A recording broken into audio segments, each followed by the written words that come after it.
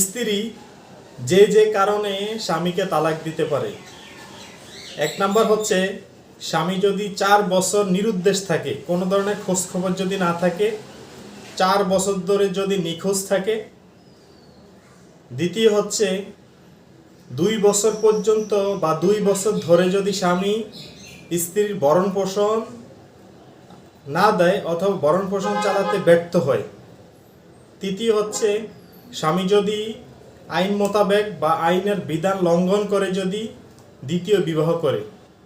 চতুর্থ হচ্ছে, কোনো মামলায় স্বামী যদি 7 বছর বা তার অধিক মেয়াদে কারাদণ্ডে দণ্ডিত হয়।